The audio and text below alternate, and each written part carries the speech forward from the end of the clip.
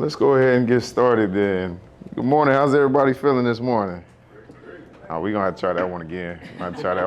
I know it ain't but what? Ain't but about 10 of us. We're going to have to liven this up a little bit. How's everybody doing this morning? There we go. Work with me now. But yeah, welcome to the Marketing and Branding Masterclass. I'm thankful, for Chelsea and, Tarrant County just in trusting me with this lecture. This is something that I'm extremely passionate about. I'm really fortunate because a lot of us, marketing and branding is just one of those sexy topics. It's something that's fun, it's innovative, it's creative. It's not like, operations or finance and accounting, taxes. It's nothing like that. It's marketing and branding is one of the more creative parts and fun parts of building a business. So today we're going to be diving into the fundamentals of marketing and branding, what you can kind of do to position your brand to kind of stand out in the marketplace and everything like that. So that's one thing that we're going to be looking towards. So who am I? First and foremost, I was born and raised here in Dallas, Texas. I am 33 years old. So this has been my backyard for some time now. Being 33, I've been here 27 of the 33 years of my life. So I am one of Dallas's own, and fortunately for myself, I'm fortunate to just be able to call this place home for myself. And a lot of people don't know this, but this is my second career track. I actually started with a background in accounting and finance. So this is a second career track for myself, and I think it's a good testament to show you that, you can always pivot in this marketplace. It's not a matter of necessarily staying put, but you can always transition and pivot as long as there is a calling and room for what it is that you want to do. It's a living testimony to be able to just kind of make that transition in the marketplace. So I am the founder and owner of Signature Style Media. And we are a Dallas-based video marketing agency here in Dallas, and we serve the entire DFW. So, who we are and what we do. So, as I mentioned earlier, we are a video marketing agency. What does that mean? Well, two primary things. One, we specialize in events. Anything, some of your bigger corporate conferences, festivals, trade shows. We cover events within the DFW Metroplex.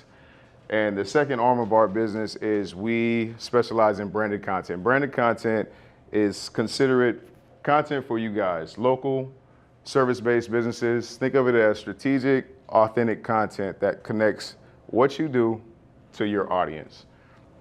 And our mission is just to empower local service-based businesses like yourself, helping them generate leads, build trust within the marketplace, and also convert those leads.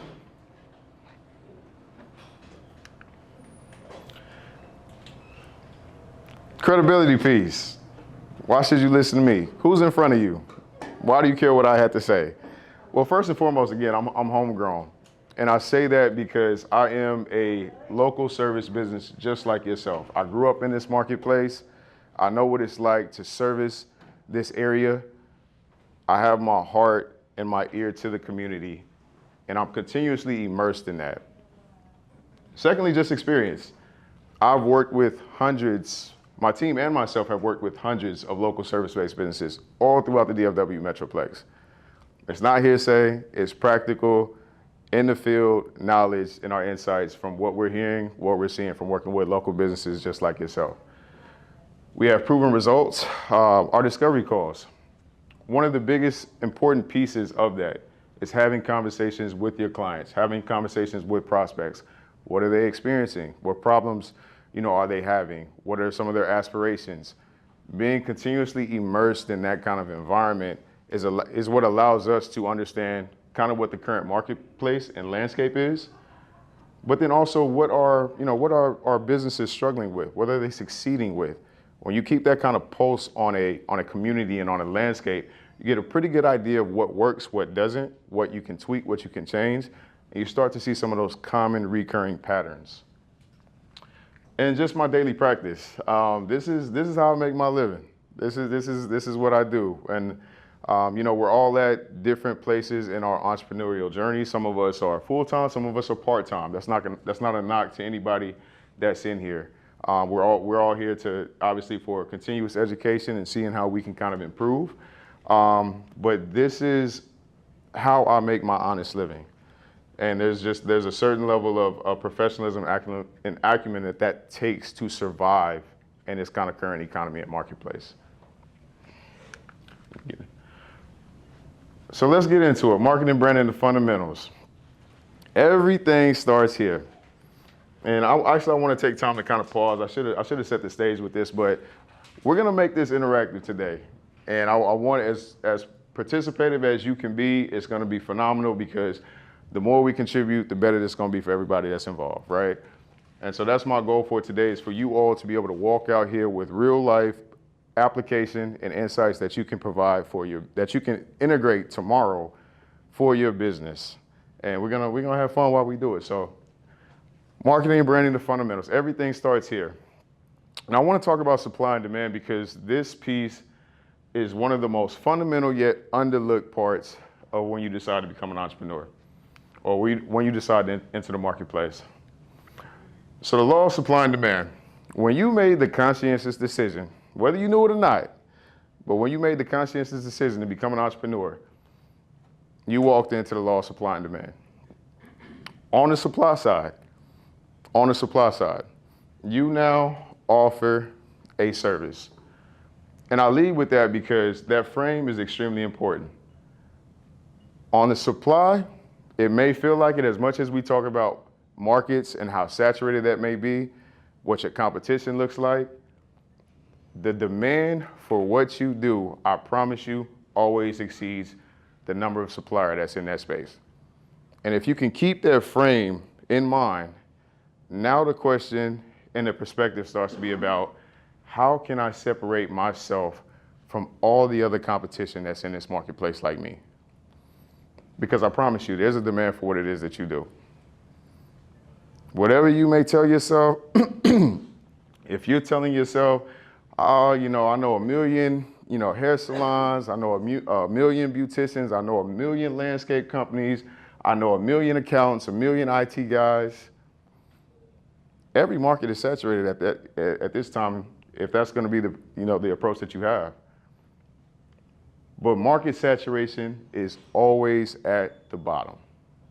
It's always at the bottom. So I want you guys to keep that frame in mind, because that's going to be an important piece of it and how we set the frame for marketing and branding. And so really, the biggest question is, what problem do you solve? Every single service and product that is in existence today solves a problem. So I want you to ask yourself, what kind of products or services can you all name that solve a unique problem in the marketplace? Just let's rattle them off. Let's make this interactive. Misha? Kleenex. What does Kleenex solve? I can relate to this one, especially this season, real bad. It's allergy season. The problem that it solves is, to wipe your nose. Look, God, you know more than anybody. My nose is continuously running. I should probably be a silent partner with Kleenex at this point, because it's something that I personally need and require. Give me another one. Say food. Food. What kind of problem does food solve? Probably hunger. Hunger? Okay. Give me. Hunger's a good one. Hunger's an obvious one. Cookies and cakes. What's that? Which one does that solve? Because you don't need cookies and cake. I do, but Let's say nutrition. Nutrition? Okay. Nutrition. I want you to dig a little bit deeper than that. What does food solve? Yes, it satisfies basic survival, nutrition. We all need that. But oftentimes what you'll understand and what you'll start to see is that there's layers to this. And if you dig a little bit deeper, that's where the gold is. Survival, absolutely. What else? Anybody else eat for comfort? I do. I know I do. Anybody else eat for comfort? Anybody else eat for enjoyment? Yeah, cheat day. Yeah, everybody got a cheat day, right? Yeah. Okay. Food, love it. So we got survival, nutrition, Comfort. Enjoyment. Give me another one. Themed. I'm sorry? Themed. Themed. They do it for like certain themes, like luau or food for this. For Yeah, that, yeah, absolutely. Absolutely. Parties. Yep. All kinds, yep. Got a gathering of people. Give me a product. Give me another product, or give me another service. Toothpaste. Toothpaste. What's toothpaste all? Dental hygiene allows you to keep your teeth. Okay. Protects against gingivitis. Okay. Yeah. I love it. Allows you to keep eating that food that we like so much. Yeah, right. Let's go a layer deeper than that. Let's do procurement. Procurement? Okay, hold on.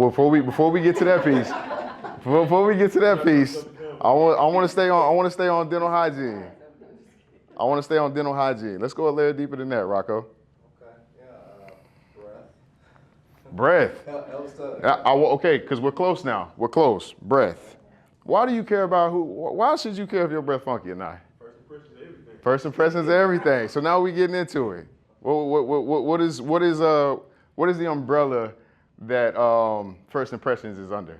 Memories are tied to smell, so if it's bad. Ooh, smell, I ain't even. That's real deep. Yeah. That's real deep. I don't want my first impression of somebody to be, man, you know. Also, your character association. People may not want to do business with you because they feel if you're not taking care of yourself, Absolutely. you're not taking care of them. Okay. The thing that I want to unify under all of this, optics. It's one of the biggest things that most people care about, themselves and how they look. That is an intrinsic feeling. And what you'll start to understand is one of the core principles of marketing and branding is not on the exterior. That's why I had us go deeper. Because you don't want to stay at the surface level when you're marketing and branding. You want to touch on the pains, fear points, aspirations of people. That's how you sell. That's how you sell. Who wants to go into it and just hear, oh, it's got dental, it's gingivitis, it prevents against plaque. Compare and contrast, and that's good, Rocco, that's good, but compare and contrast that to just the $1 million smile that gets you that grant from that one government provider. All because of toothpaste. All because of toothpaste. That's a different story. That's an entirely different story. Just from that one example, understanding what problem do you solve and going deeper within it. I want to actually take this time. Let's somebody throw me a lob here. Tell me what it is that you do. And this is fun again. There's no judgment here, guys. I want this to be interactive for everybody involved. We're all one family here. And we're at different phases in our entrepreneurial journeys. So tell me what it is that they do and what problem do they solve. Who wants to be the bold one to start it off? I direct a M&A firm, so we help to sell businesses and we help to turn businesses into franchises. All right, absolutely, wonderful. That sounds hot ticket. Yeah. I know it is. All right. What problem do you solve in the marketplace, Rocco? We help owners get money out of their largest asset. So it's a lot of times you have owners that have had a business for 30 plus years. Mhm. They don't know what's the next step. So we help to connect them to the buyers so that they can move on to that next phase of life. And I love that. in the sunset. I love that because you're starting to go deep with it. That next step of life. That's an important problem. Because what I just heard is people that may have been in the space 20, 30, 40 years, I'm looking to transition. I don't know what this looks like for me. That's how you can speak to that audience. That's different versus just, oh, we help facilitate and broker deals. That sounds very different. We help you transition to your next phase in life smoothly. Let's do one more.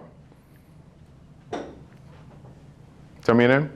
Kayla Hunter, Kayla Hunter. Yes. Kayla, what do you do, Kayla?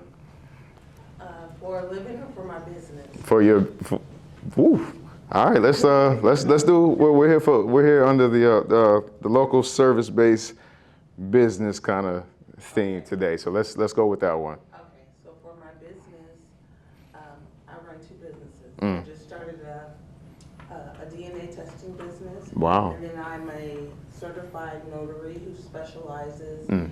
in estate planning and document preparation. Got you. I work with a lot of attorneys.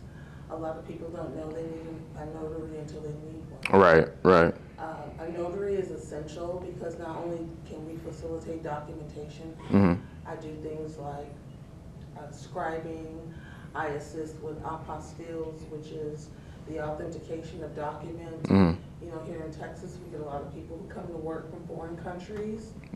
Their documents have to be apostilled. Mm.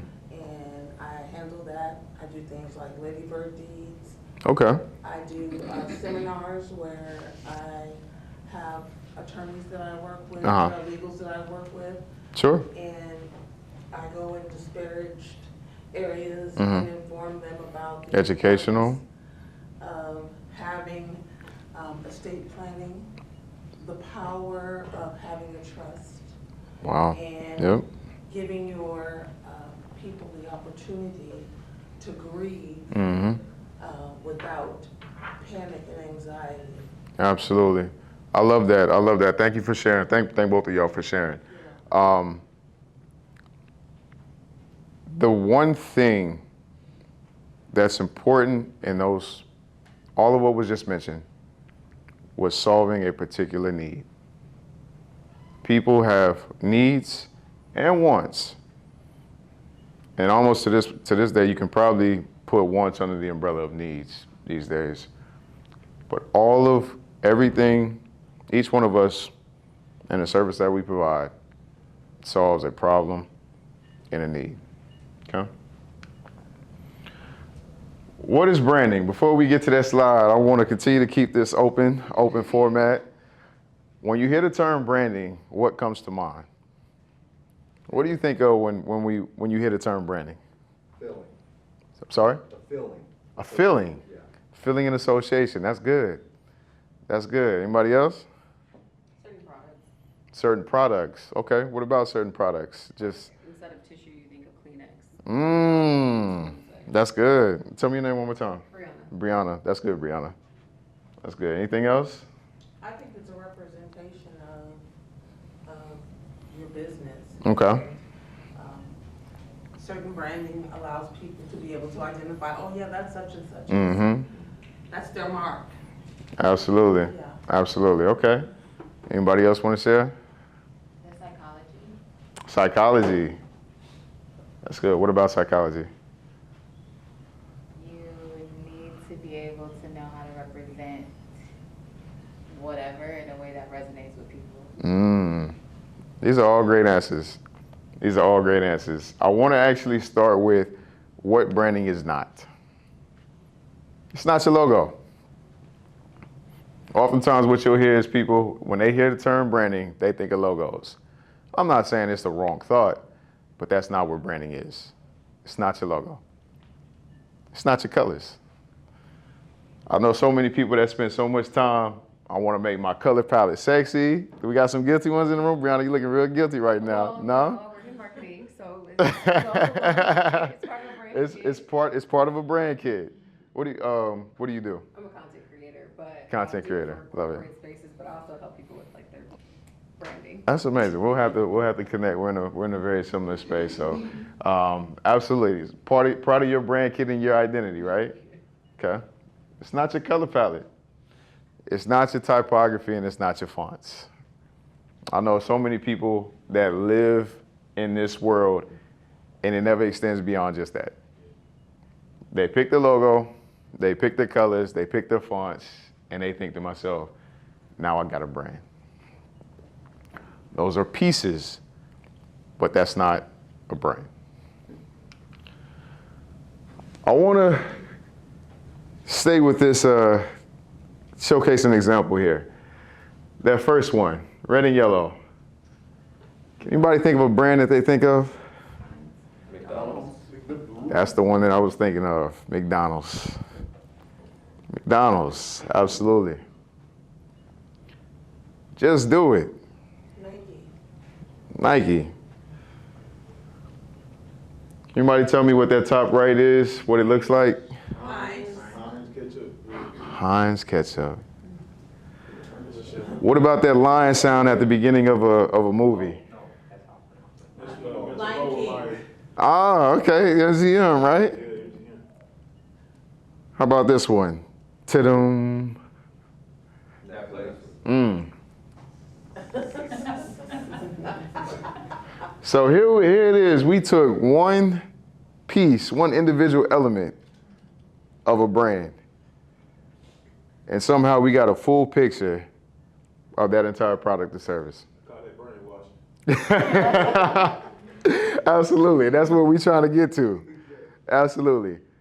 So you can take one individual element and somehow concoct an entire picture of a particular product, service, or company.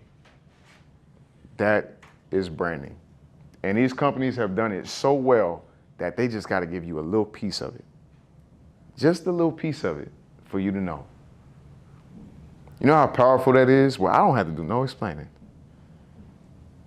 I will let my brand serve as I believe Jaleesa, I believe you used the term representation, to serve as a representative for our business.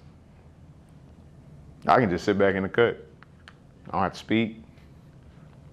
That's building something that works for you around the clock. That's the power of a good and recognizable brand. So I want to talk about what branding is. Some of these are going to be personal definitions, but it's all going to be a takeaway that's going to be right in line with what the actual official terminologies and definitions are. Branding, there's no any one particular description of it, right? And so you will all have to figure out, what does branding mean and represent to you in a way that you can understand it and you can also apply it, right? But the way that I understand and apply branding is that branding is a bunch of small, integrated pieces that are all aligned, done consistently over time. The key word being consistent and aligned. Oftentimes at this level, what you will see, and when I say this level, I mean at the local level, because it's hard to compete with these bigger corporations have entire departments dedicated towards this. They have this nailed down to a T. For us that don't have as many resources, that are starting out, that don't have the knowledge, that don't have the personnel, that don't have the resources, it's still extremely as important, but we just don't have the expertise or the resources as these bigger businesses. But you still got to compete oftentimes with these businesses. So how do you do it? How many of us can go to somebody's page and it looks one way, and you go to their website, and when I say page, I mean their social medias. They speak one way on social media, you go to their website, and it looks like an entirely different kind of business or company. There's no continuity, it's fragmented. That's inconsistent branding. The consistency piece is probably the most prominent. Consistent and aligned. It's actually how rebrands work. I had a good friend of myself who that I went to college with, who is a very well-known and very liked guy. And he got into the real estate space and he said, Jared, let me ask you something, man. You're very familiar with branding and marketing. How can I get people to associate me with real estate? Nobody knows me for real estate, man. They know me as the humble, the humble guy that everybody likes, the prom king. How can I get people to associate me with real estate? And I said, man, you just got to keep doing it. You got to give people the time to associate you with a particular product or a service. You mentioned Kleenex, and I love it. I'm gonna tell you the highest level of branding that you could possibly achieve. How many of us, when you want to search, when you want to tell somebody to search something, what is the phrase that you use to that person? Google it. When you want somebody to pass you a tissue, what is the phrase that you might say? Pass me a Kleenex. These are not the official terms, yet they have taken the place of the official terms. They are the monopolies in this particular space. Your goal and objective should be striving to be, when somebody thinks of this product or this service, my company is in mind. You want to be the Google. You want to be the Kleenex. That if I think of anything real estate related, I think of this person. If I think of anything accounting related, I think of this person. And the only way to do that is to be aligned and consistent over time. That's everything saying the same thing across all platforms. Okay?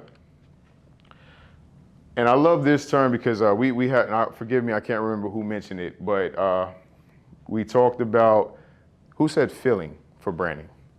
Rocco, filling. I love it. Because feelings are visceral. Oftentimes you can't even explain it. You don't know what it is that you feel, can't articulate it, you just feel it. Branding is the emotional clarity that exists when somebody comes into contact with your product or service.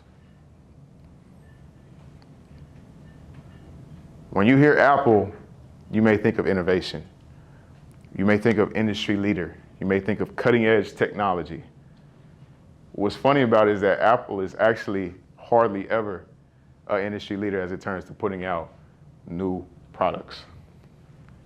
But you think that, and they branded themselves that way. There's a huge lesson in that you don't actually have to be the thing. And I'm not advocating for any false misrepresentation here, but it goes to show you the power of how important and how powerful branding is. To be able to get people to think something or exaggerate certain things and ideas. Think of Apple as innovation. Nike, aspirational, gritty. I can be an athlete. Hell, I can't even hoop no more. But Nike make me, you see one of them Nike commercials, I'll be ready to run through a wall. That's just me personally. That's good branding and marketing. It's the emotional clarity that exists between your brand and your audience.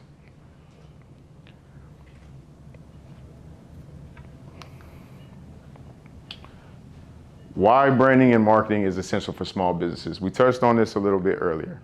You cannot compete at the level that these bigger corporations can.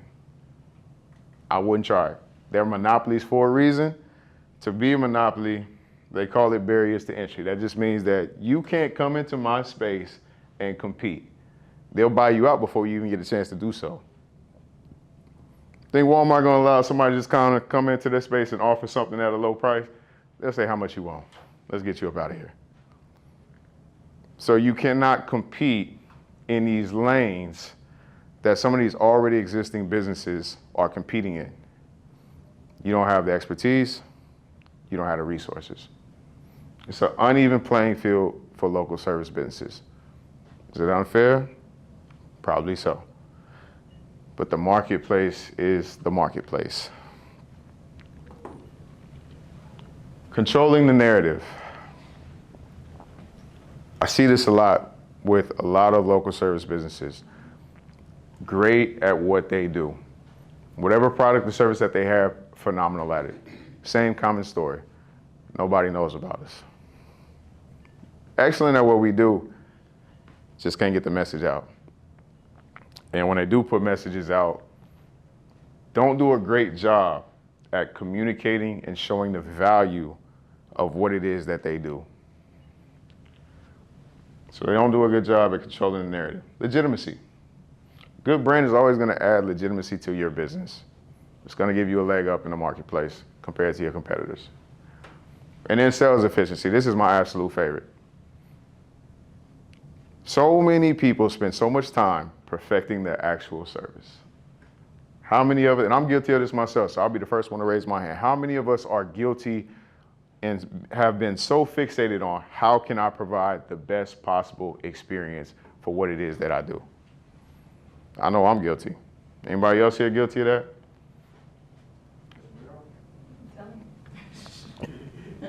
And why I mention that is because marketing is something that precedes sales. And sales is also something that precedes you operations, you actually fulfilling and doing the thing that you provide for your customers. And if you can do extremely well on the marketing and the branding side of it, sales becomes a lot easier. And that's because people have convinced themselves of the value of what you offer before you even do the thing.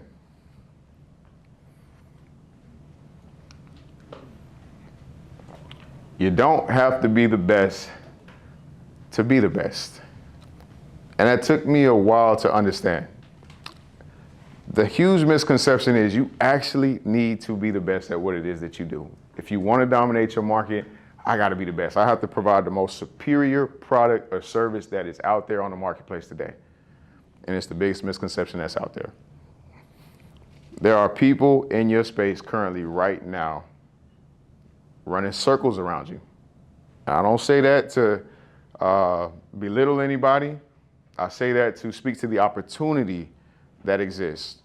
There are people that are half as good as what you do and the service that you provide, dominating in your market right now. You don't have to be the best to be the best. Repetition creates familiarity. Familiarity breeds trust, and trust is what drives sales. So how do we build it? How do we build a brand that sticks? Biggest misconception and biggest mistake that we see, it's starting with yourself. Hey, I got this particular thing that I want to sell, man. Let's get it out there. I see it all the time. I see it amongst solos. I see it amongst groups. Hey, man, I got this idea. Well, what does the marketplace think about your idea? Have you tried it? Have you tested it? Is there a demand for it? I understand that you want to give it, you want to provide it. But what does the market say about this particular problem, this particular product or service? The very first slide that we had talked about the law of supply and demand, because the demand piece is where you will make your riches. If you can transition, your audience is going to define nearly everything that you do.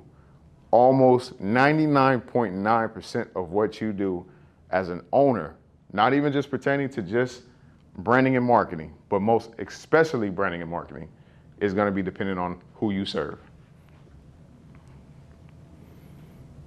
And so if you are coming in with the mentality of I'm going to do and provide the things that I want to provide, you are setting yourself up in a bad place.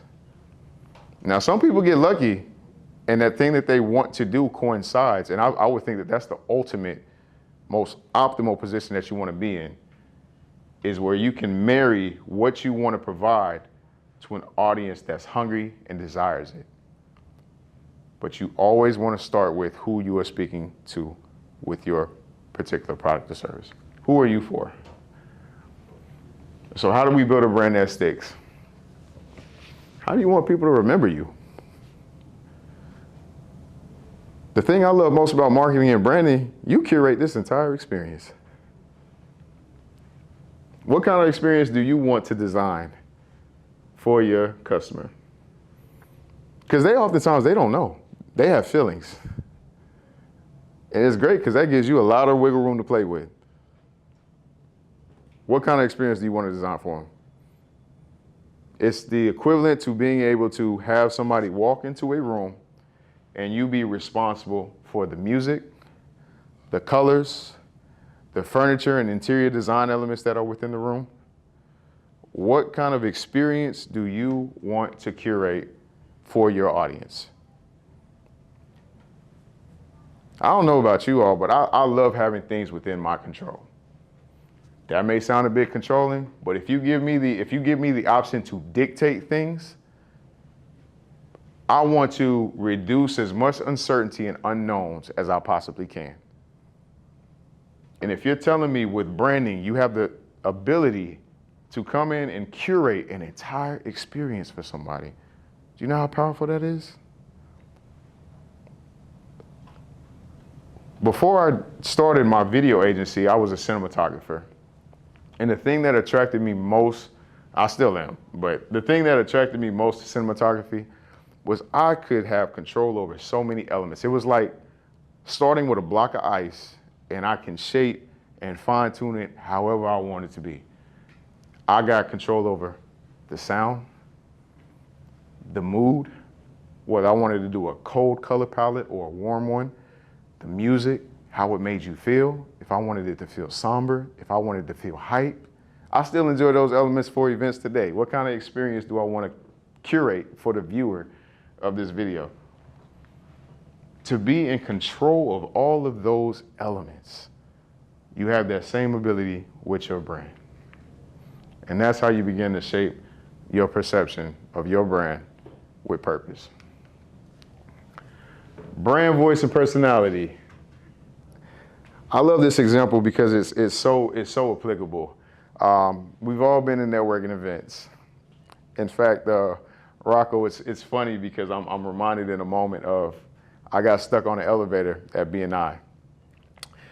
First time I've been stuck in an elevator before. I don't know if anybody's been stuck in an elevator before, but I wouldn't recommend it.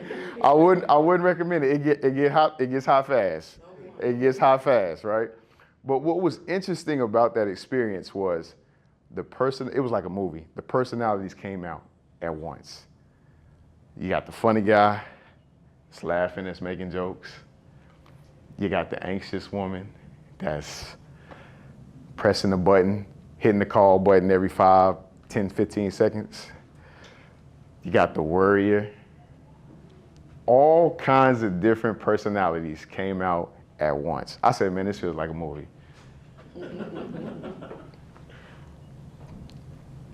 What I love most about this is you get the option to pick your brand voice and your personality. If you've been to a networking event, you know the kinds of different personalities that exist.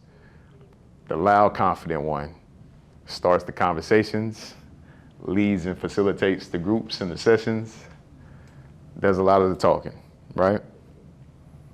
The quiet expert, don't say too much. You get them to the side, you get them out the side for drinks, filled with a wealth of knowledge and information. You be thinking to yourself, man, why you don't say anything? I had no idea. The warm, approachable one, right? Ones that you can draw towards and kind of stay near. Straight shooter. Just tell it like it is, right? The beauty in this is that every last one of these impressions can work for your business. The takeaway here is, which voice do you want to embody and be for your audience? And can you do that consistently over time? For myself personally, it wouldn't make sense. I'm more of a straight shooter. Can I have these comedic moments?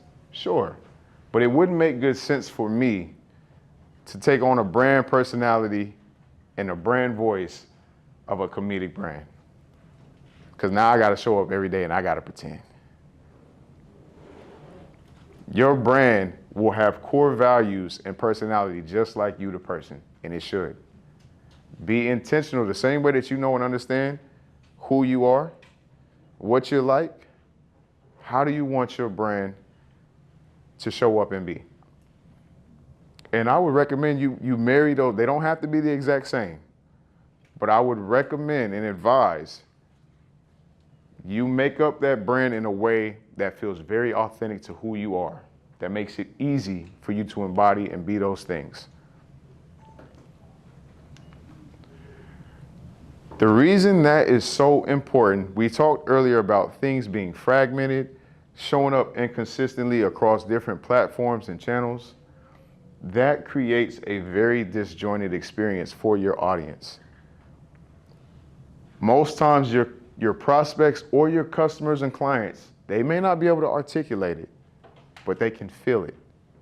I use this example often. If you walked into, and we'll talk about color psychology a little bit later, but if you were to walk into a dental office and the color palettes were filled with purple, gold, take these colors for example, you'd be like, I don't know, like, something feels a little bit off here. You wouldn't even necessarily know how to explain it. You would be like, that don't seem like that fit. Anytime your brand shows up in a way that is inconsistent across platforms, that's what happens to your audience. And the end result is they lose confidence and trust in what you provide and what you do, even if they can't articulate it.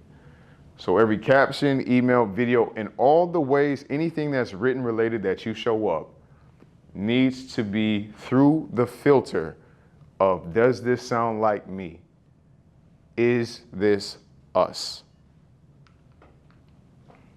Color psychology.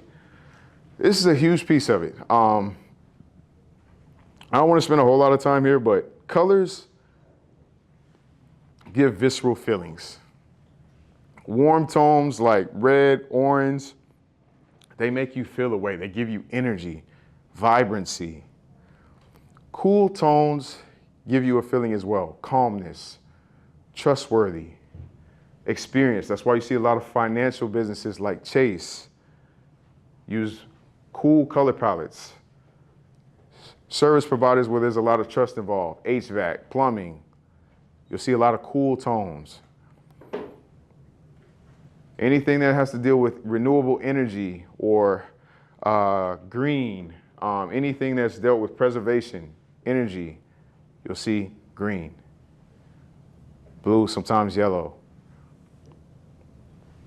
For things that are a bit more interesting, lively, warm tones, reds, yellows, oranges.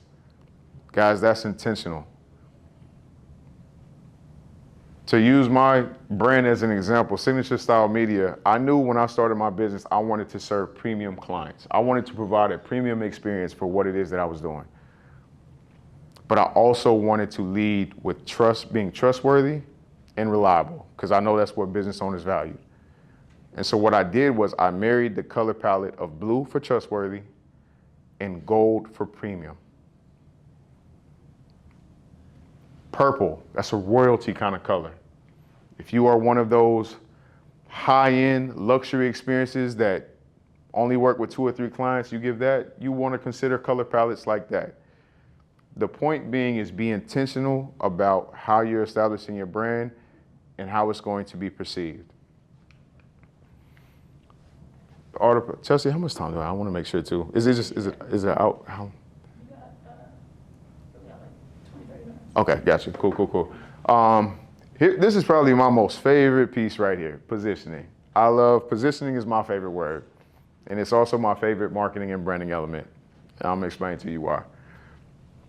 So the art of positioning, all positioning is the mental real estate that you occupy in your customers' heads. When we talk about marketing and branding, there's a thought. Every brand, for the most part, that you know of, when they pop up or when you experience them, it's somewhere in your head what you feel for that particular product or service. And that is positioning. It's the first thing that people hear it's the first thing that people feel when they hear your brand. This is extremely important because every industry has markets and every industry has tiers. Perception always wins. How many of us, and again, there's no judgment here, how many of us have said that, there's just not enough people that want what it is that we do? Anybody? Don't be shy now. We got a shy group now. Come on now. Ain't nobody ever had some of them limiting beliefs like, man, don't nobody want what I got. I tell you right now, there's people actively buying what it is that you do. I promise you.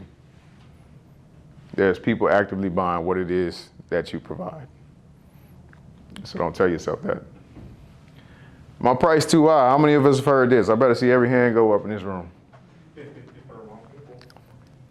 I don't think mine is high enough. You don't think yours high enough? Yeah. Well, that's one indicator I would say that for sure. If people are jumping on what it is that you do, sometimes you get clients to tell you, just you're not charging enough, man. That's a good problem. It's a good thing to hear. But I think many of us have been in a place where we have heard, man, your price is just too high.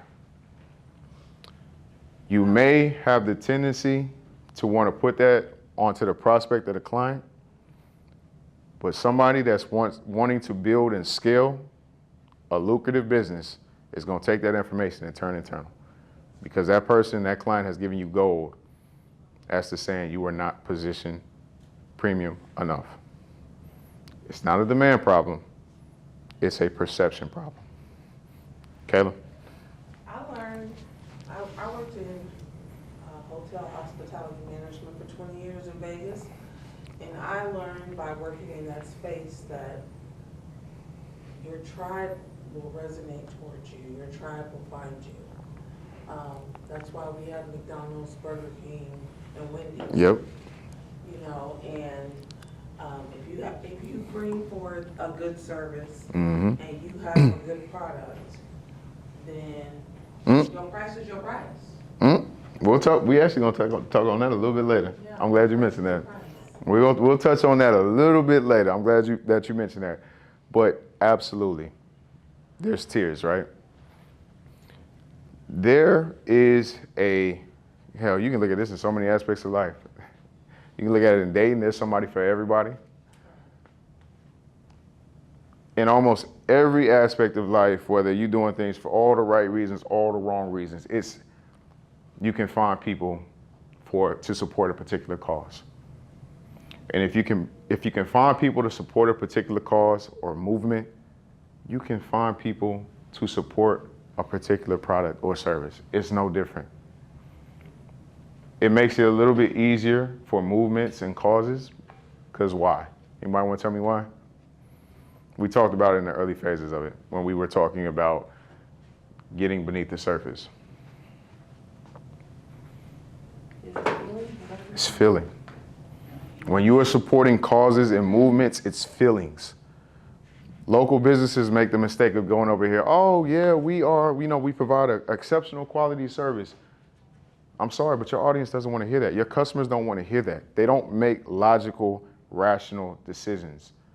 Marketing is about hitting people right here. It resonates.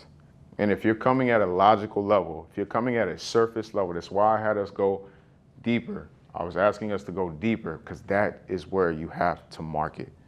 It may even feel uncomfortable. That's good. You want people to feel uncomfortable. One of the number one things for sales, what drives somebody to take action? They believe in what you're saying. There's that piece of it. I would say that gets them trending in the right direction. Also, you have presented it and they find value Okay. in what you presented to them, and you have probably solved the problem as well. That's the word I'm looking for. Problem. A pain point. Because problems are pain points. Yes. People don't make decisions to move forward or progress when they're comfortable. And that resonates in all parts of life. When you are comfortable, you may stay status quo. You may even regress a little bit. But people tend to only move forward when they feel pain. Good marketing and branding makes somebody feel, oh, I need this. I'm less than if I don't have that. I'm not as higher status if I don't purchase this. I gotta have it. Make your audience feel something. And you can't do that if you don't go beneath the surface. Probably my favorite quote. I put my thing here because I feel like I'm Shakespeare or somebody when I say this. But positioning, to me, is not about changing what it is that you do. It is about changing the perception of what you do or what you sell. And I'm gonna prove it to you. I don't know why my photos aren't populating, but every single thing that we have in life has tears. Every product or service that you can think of has tears. Somebody give me an example. I have a few listed kind of on the screen, but I want somebody to take their particular industry, and let's do it live.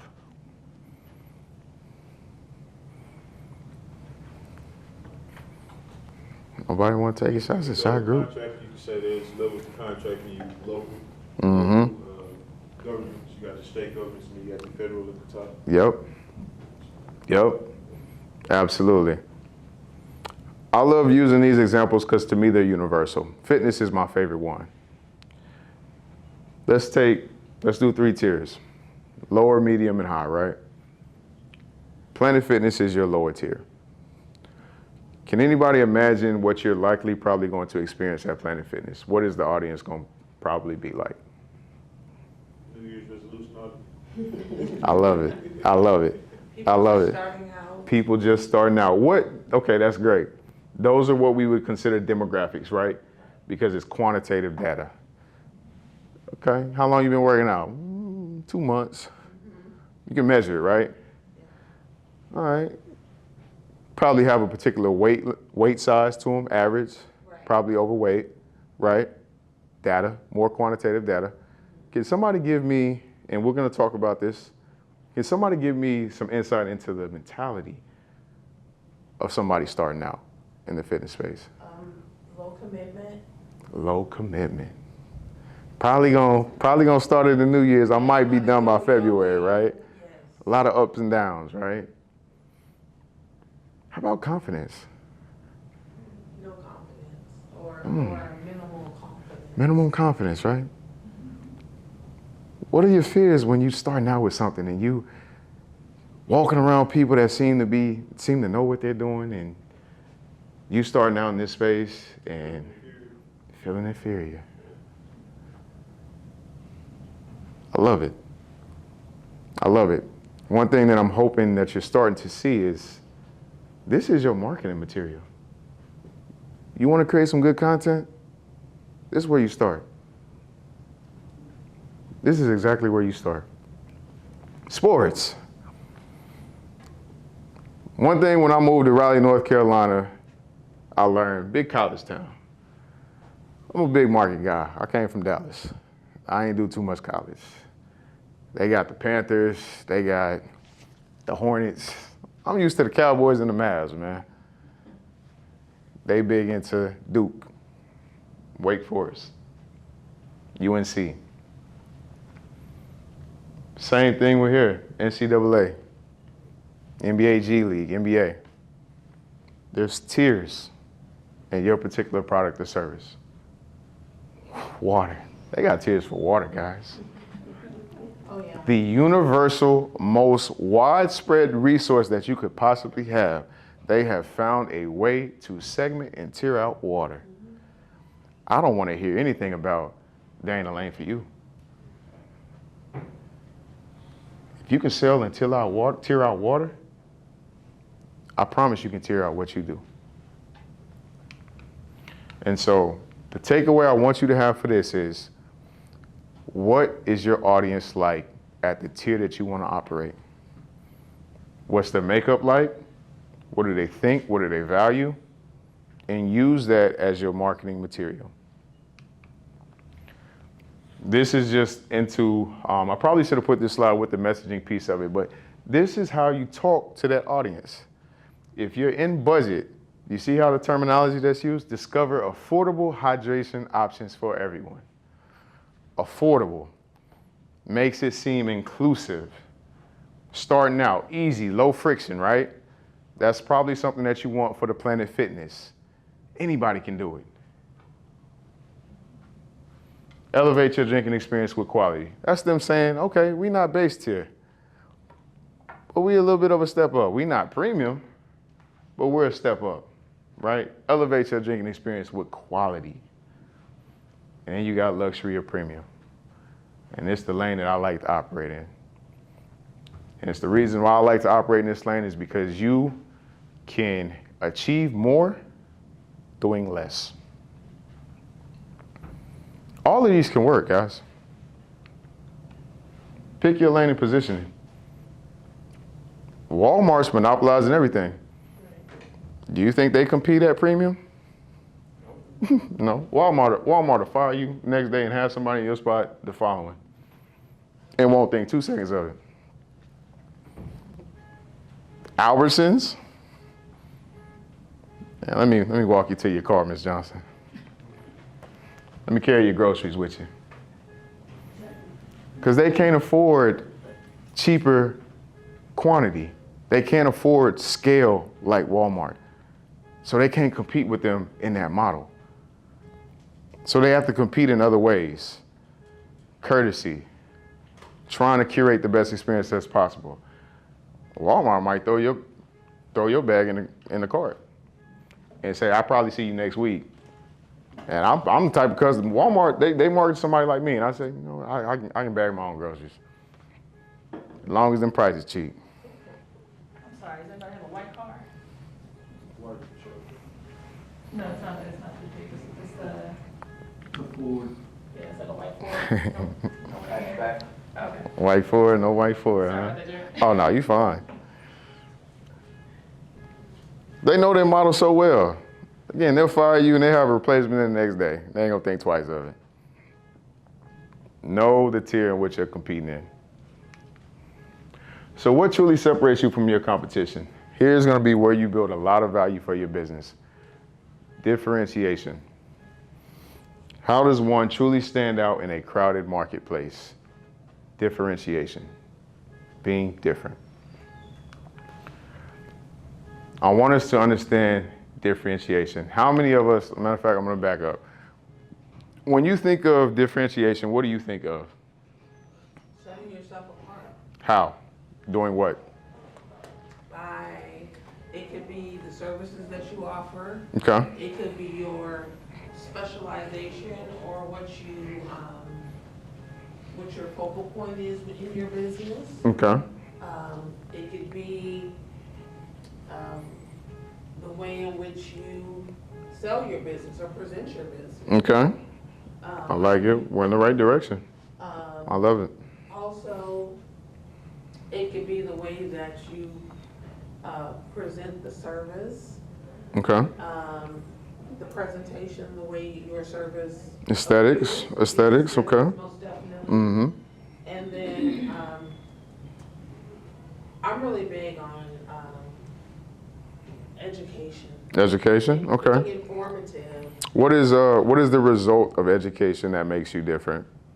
Number one, it disarms them.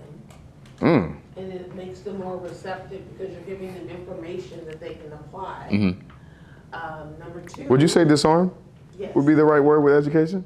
Yes, Why so? because you've empowered them, because you've informed them of something they can utilize to resolve the issue. When you empower somebody, do you disarm them? You disarm their defenses, but you arm them with education which can possibly assist them with elevating. Absolutely. I actually think that would be the more appropriate. You have now armed and equipped them. You motivated them. You supercharged them Yes. with education. They feel motivated. Feel like you can accomplish, like that's the power in education, right? You now feel, I think I can accomplish this. I can scale this. I can climb Mount Everest. That is the power in education. You have now been given something that you did not have beforehand. Anybody else? What does differentiation mean to them? I think cutting through the noise.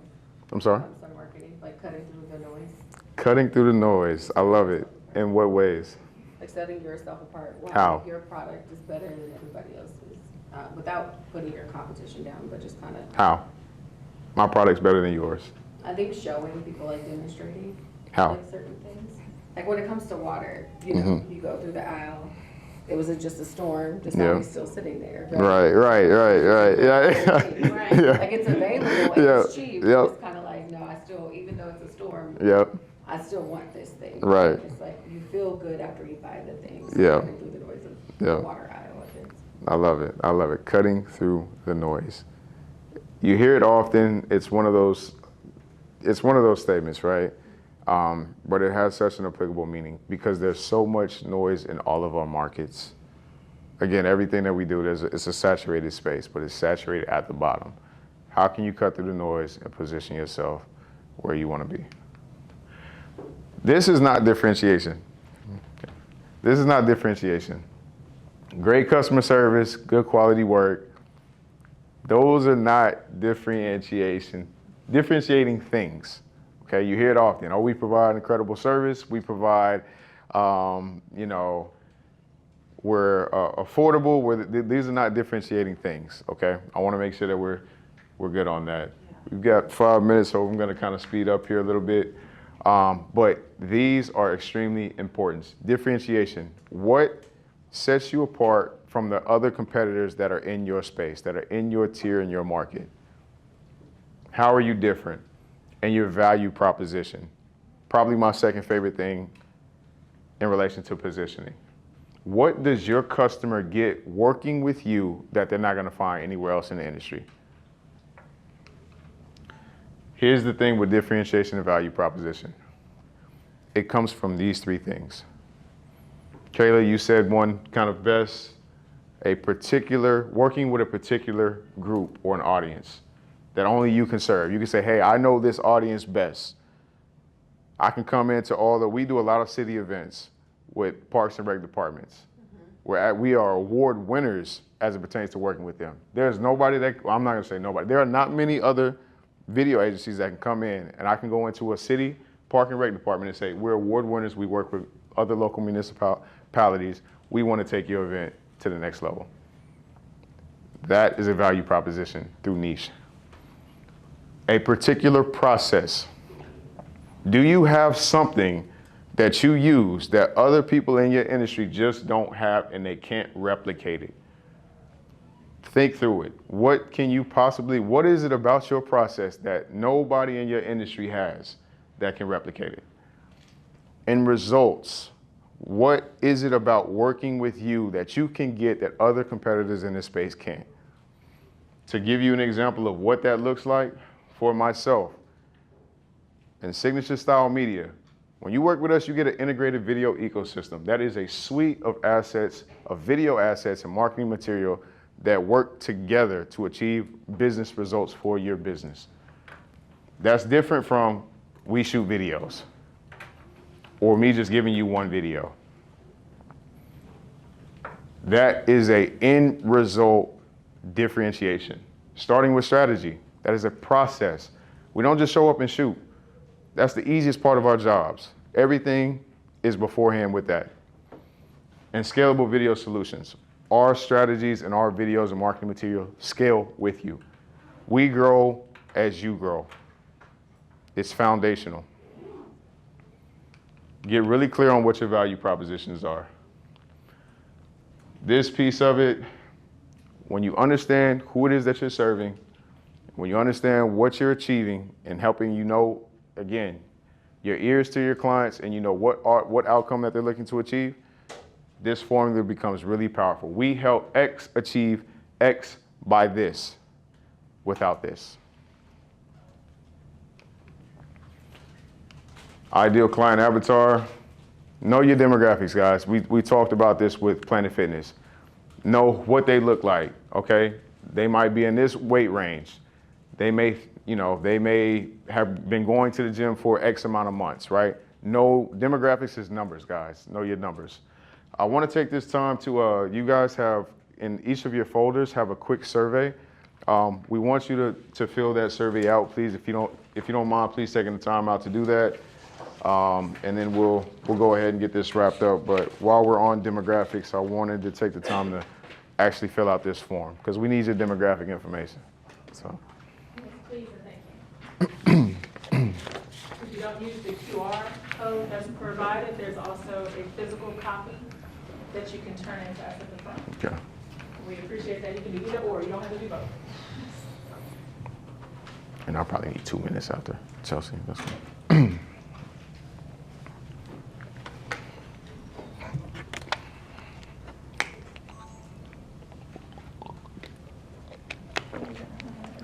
I'm about to join you on this. Probably The Sony gang again. I see. We'll probably tap and then take a really quick picture. Sure. And then, yeah. Okay, We're good. gotcha. I think the last piece I want to talk about is the marketing funnel. We'll breeze through some of the other stuff. So.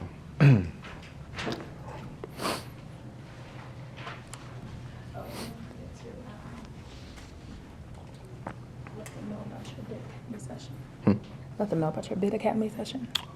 I got, remember the date on it? I gotta go. April 14th. It's on my calendar, but I'll take it a day at a time.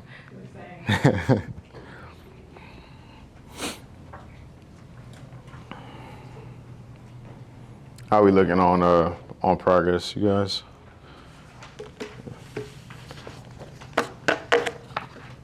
Got a quiet group, man.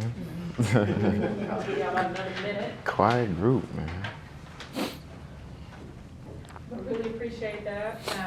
Again, that helps us to continue to provide these wonderful trainings and workshops to the community.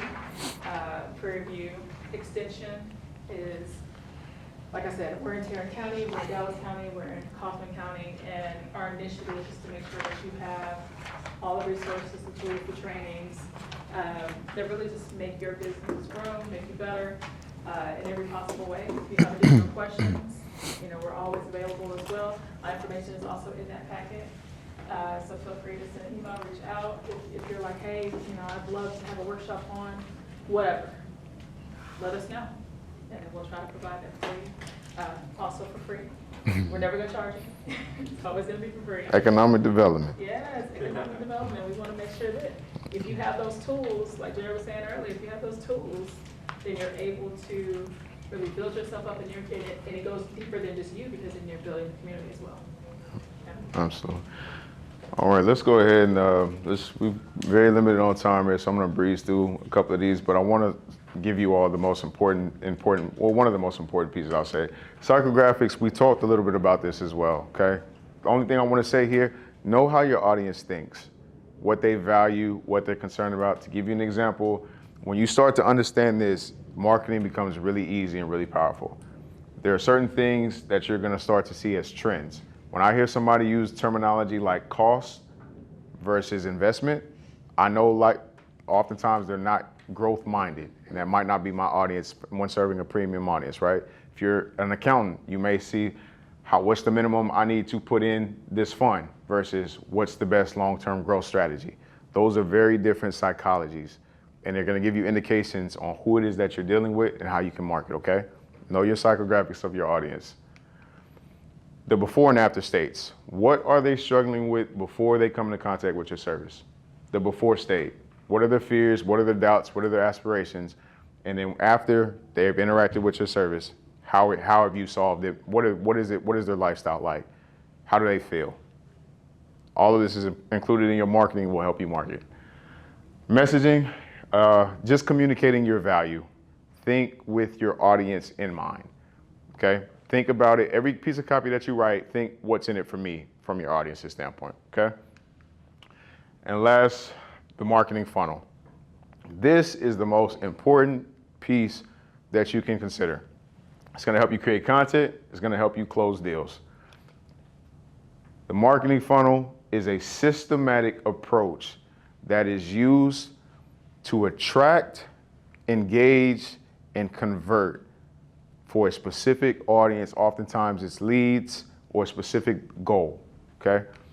And what that looks like is 3 steps. When you think about a funnel, it's wide at the top and it narrows down, right? The reason it's important is because people come into contact with your business at different stages. Some people have never heard of you. Some people know you exist, but they don't trust you. Some people are ready to almost do business with you. They just need a last bit of push. Awareness is the initial top stage where you're just now first interacting with somebody. Think about that cute guy or that cute girl that you just first seen. Girl, who is that? That's awareness, right?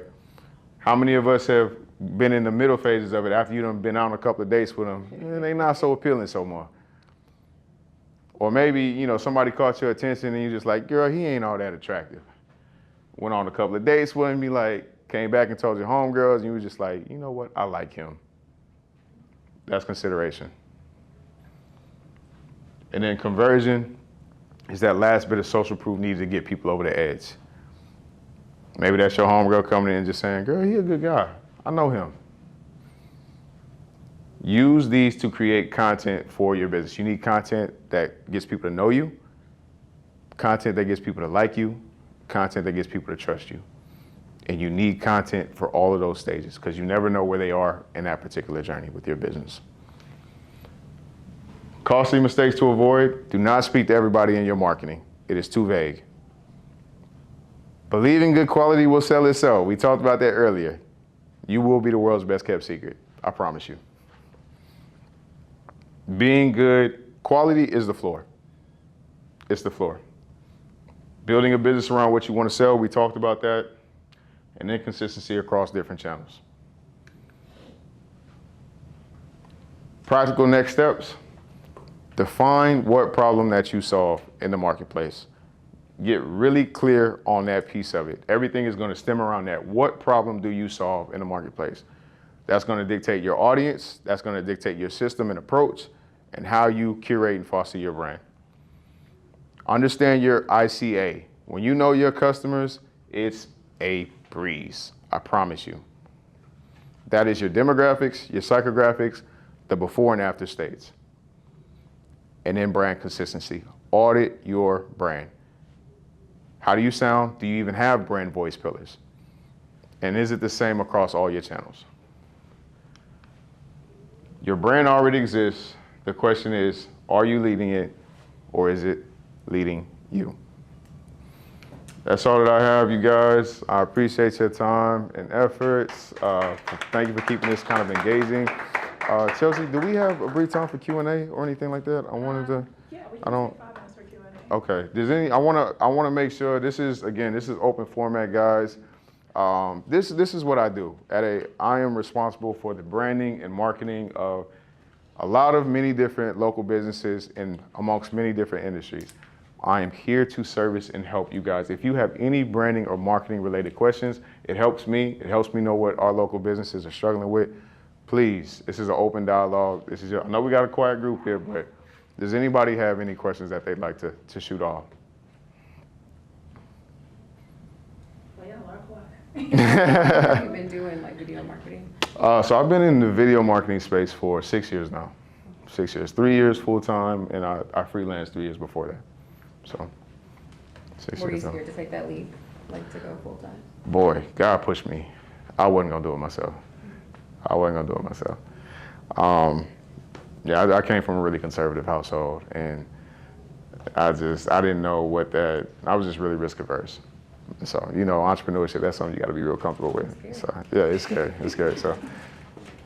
What was the most challenging part of anything that you presented today for you to implement?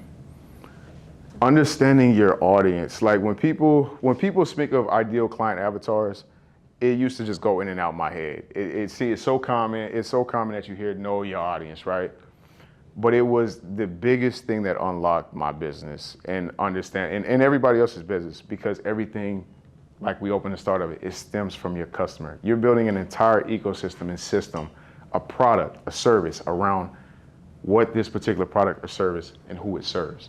So you have to know that ICA like the back of your hand. And when you do, everything is truly as easy as breathing at that point. But it seems so vague.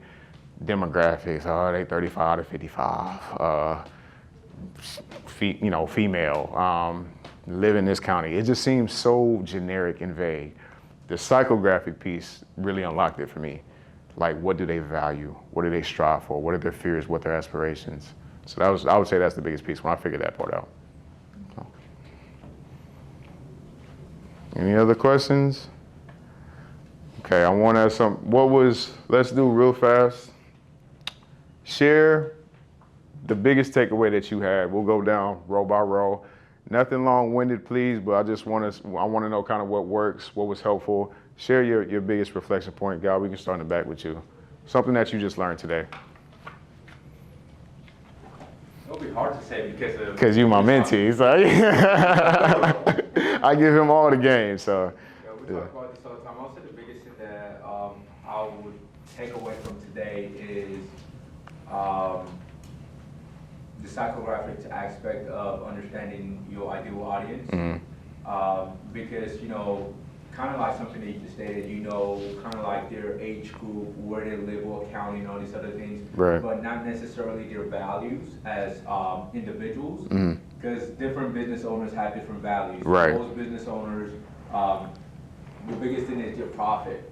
Some of them is the ability to be able to scale Right. and be able to control their industry. But some people is how could I make more money with the with having the minimum expenses Right. in my business. So just understanding what those people are looking for Yeah, and what they being able to value. tailor Yep. and speak to those pain points That's within good. your content and also during your calls with those clients. That's good. That's good. Rocco, really quick. Yeah, so God stole mine. You're good. We can come back to you if you want. No, well, Okay. well, I would say, I mean, the psycho piece, I think, was pretty big. Understanding the minds. Yeah. Because people are thinking in terms of demographics, Right. not necessarily the mind. But That's good. I would say second was your statement about how there is a demand for almost every supply. Like the demand will always exceed supply. I think that was Always. That was Always. brilliant. I've never heard Yeah. that, but I think that was a very articulate way of putting that together. Thank you. Thank you. Yep. That is you. There's no shortage of what it is that you offer. Yeah. Mine is that branding is so much more than just the colors. Yeah. The logo. That's what people typically think, right? Yeah, That's a lot of what we see. more behind it. Absolutely. Love it. You? Man, I ain't heard you speak all day, man. So it's gonna be. I want to hear your voice. The things we do similar things, so it's good to hear Dope. someone in the industry or sub-industry give a different take on certain things. So, Nice. Nice. So, Anything in particular? Listen? you Yes. talk about the psychographics. We, you know, in my consultancy, we term it differently, Mhm. but it is understanding the subconscious subliminal connection to things Nice. and how that drives behavior. Love it. Love it. You? Yep. Yep. My biggest takeaway has to do with the positioning. Is that quote where you said that it's not about changing what you do, it's about changing the way people perceive what you sell. Tell you, man, I feel like Shakespeare every time I say that line, man. But it's so applicable and it's so true. It's so true because most people think they have to actually rehaul or revamp their entire service, you know, when they really have a positioning and a perception problem. So. I think my biggest takeaway was two things. One was a reaffirmation that being oversaturated is a mindset. Yeah. You know, it shows that you have a limited mindset because there's numerous businesses that do the same thing and they're all thriving. Yep. So it most definitely is a limiting mindset that you have. Yeah. The other thing is you can have every aspect of your business aligned and in order, but if you aren't consistent and you don't have continuity, and you're all over the place, you're going to lose everybody you're trying to attract. Yeah. You lose Because momentum. They can't follow your flow. Right. Because there is none. Yep. So Absolutely. that consistency piece, and not only is it applicable in business, but it's applicable in every aspect of your life. Right. You know, at times we get comfortable and we get in ruts and we get stuck and we stop. Right. And we'll say, oh, we'll pick that back up. Yeah. You lose that momentum. Yeah. And it's everything. It gives people a chance to firmly Google or Kleenex you. Yes. So Yes. awesome. Thank you. E.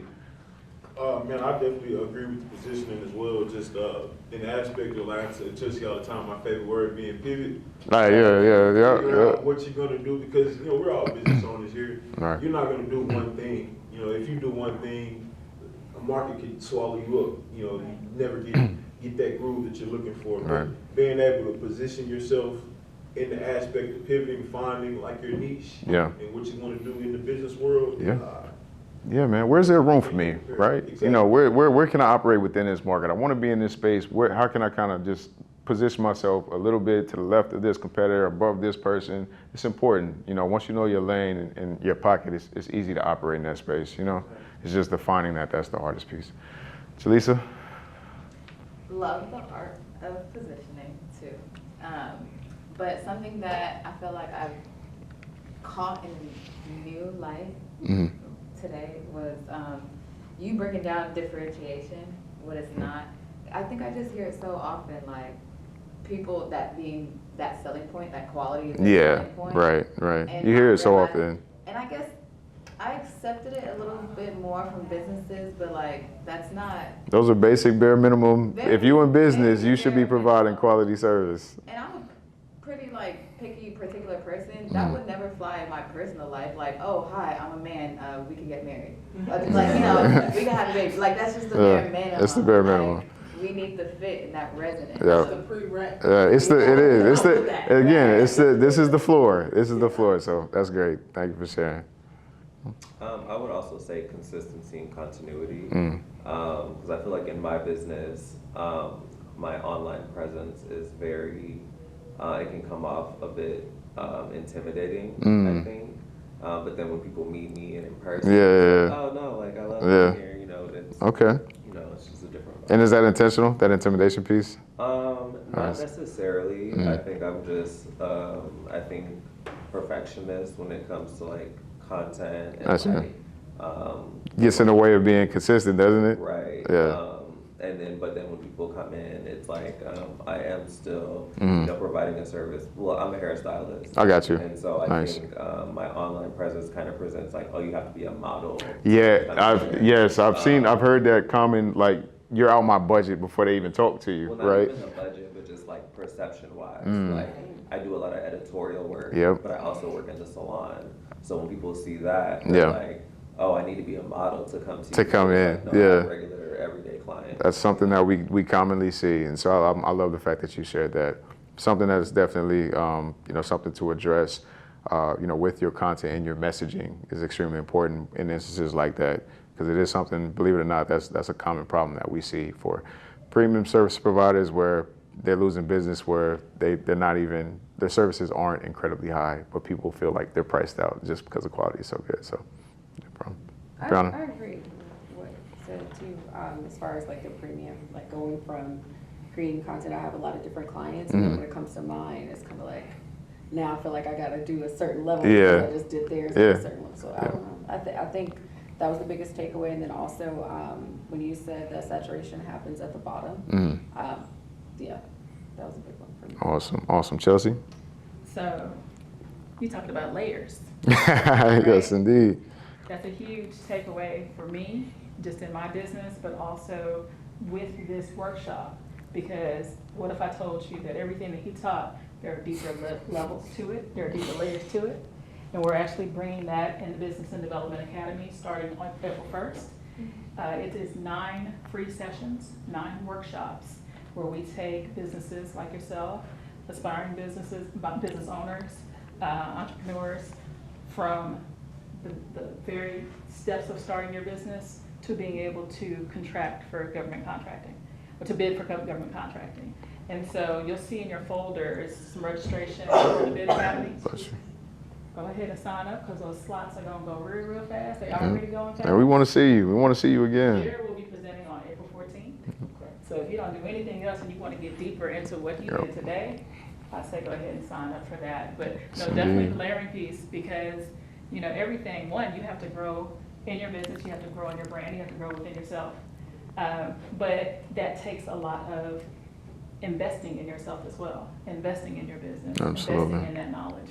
And so once you crack that first part of it, you're gonna have to keep building on it. You have to keep doing that consistency piece. So I thank you, Jared. I really appreciate it. No, I appreciate it. Again, I appreciate everyone for having me and you know the work that you guys are doing. So I love to see us competing at the local level and scaling. So it all compounds from here. And thank you all for having me. Absolutely. Let's get Jared a hand clap. I hope you got all his information. If not, please get started.